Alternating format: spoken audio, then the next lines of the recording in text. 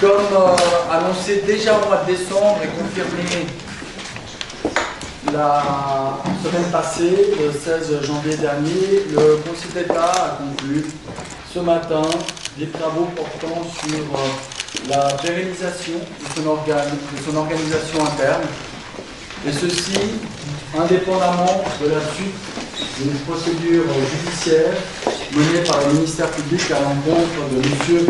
Maudet. Le Conseil d'État a voulu marquer par cela le fait qu'il ne devait pas être otage d'une situation juridique qui prendra visiblement du temps et qu'il y a les dispositions provisoires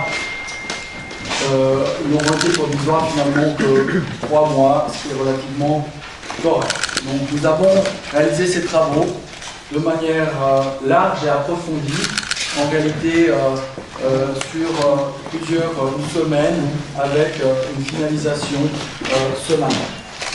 Le Conseil d'État a également pris acte de la volonté de M. Maudet de poursuivre ce mandat électif au sein du gouvernement.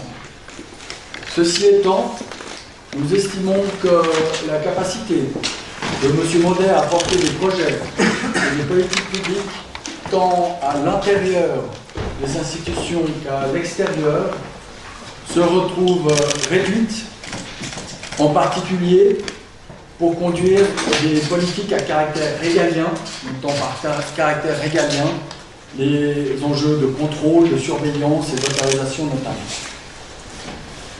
Le Conseil d'État est conscient des difficultés engendrées par cette situation inédite.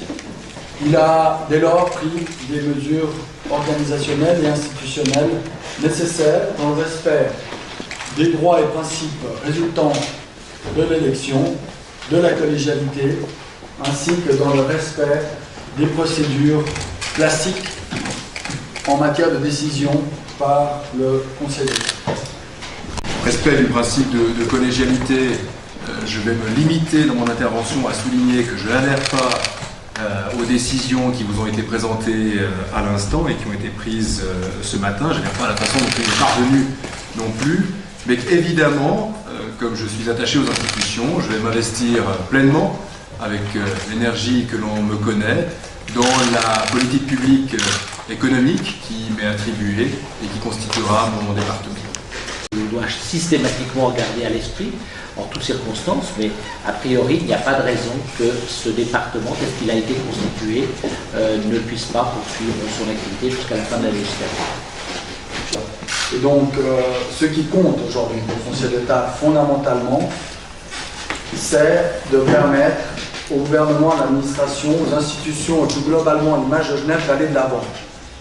Notre souhait, c'est de ne plus parler, pardon de l'expression, de l'affaire Maudet, c'est de pouvoir parler de nos politiques publiques, de nos projets. On sait que la procédure va durer, on sait que les choses vont rester quelque part dans le radar médiatique, mais pour nous, l'enjeu aujourd'hui, c'est d'aller de l'avant.